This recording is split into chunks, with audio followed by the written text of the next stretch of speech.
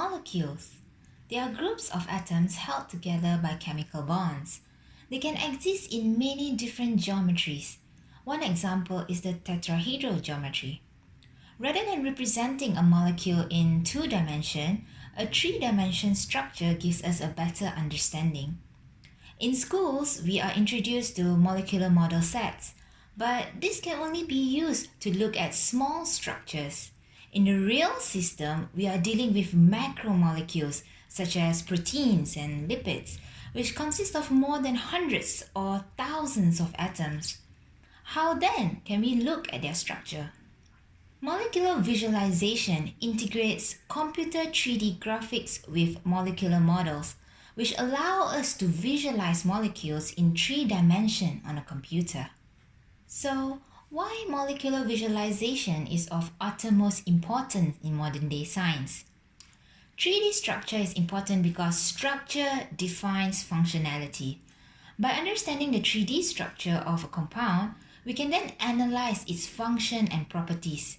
For instance, when we look into the 3D structure of a phospholipid, we can then see how its function to form a bilayer in our cell membrane, which controls selective exchange of substances.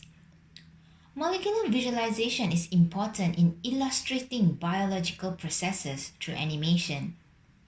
Hence, it makes it a useful tool to educate layperson about structural biology. As we all know, visual aid can help a person to understand a certain concept much faster than just providing a long paragraph. One challenge in molecular visualization is the decision on representing molecule and seeing how that decision is able to influence your target audience.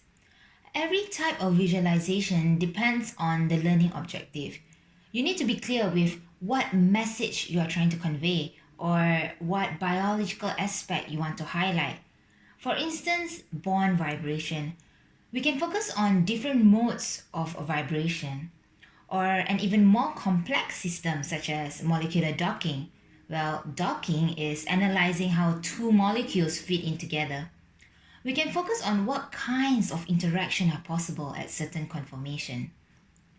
Visualization representation is dependent on the learning objective. Another aspect that we can consider when making such decision is finding what visual effect that you can add or remove in order to give your audience a deeper understanding of the topic at hand. This visual effect, or in other words, I would say additional layers of information, might not be directly related to the learning objective, but it rather gives the audience a glimpse of how the real system works. For instance, looking at the animation below, this is taken from the ScienceViz website. It shows the process of a ligand fitting into an active site of a protein. This is a simple representation and the main message is conveyed clearly. Well, looking at the second animation, by showing the similar binding event but with multiple molecules in the background, it somewhat enhances the audience's understanding that there are more than one copy of a given molecule in the real system, and reaction can occur at any instances. So sometimes visual complexity can draw in audience's attention and support a deeper understanding. Animation and interactive media allow us to see things in ways that sometimes are hard for us to simply imagine. As we are in the 21st century, many molecular softwares are readily available. For example, GaussView, Chem3D, Discovery Studio, and many more, even more than what I have listed here. The combination of 3D computer graphics, game engine, and scientific program makes up the software, which enable us to see the movement of molecules and analyze the physical and chemical properties through these molecular motions. But where do the data for compounds come from? It is all compiled in a structural database. Scientists all over the world study proteins at atomic level and deposit information in the public repositories such as the Protein Data Bank, or also known as PDB. where each molecule is described as the list of its atoms and their 3D coordinates in certain formats. Shown here is the PDB format. There are many other databases as well, such as PubChem, ChemSpider, DrugBank, and many more. So what visualization software does is that it extracts this information and project the protein structure in 3D space, thus displaying their surface in a photorealistic way. Types of visual representation. When we visualize macromolecules, there are many established options on how we can represent the structure. Different representation affect viewers' perspective differently. We need to be clear with what message we are trying to convey. Let's take the SARS-CoV-2 as an example. This is the structure of the virus responsible for our current pandemic. It contains spike protein, or also known as the S protein, which plays a crucial role in penetrating the host cell and initiating infection.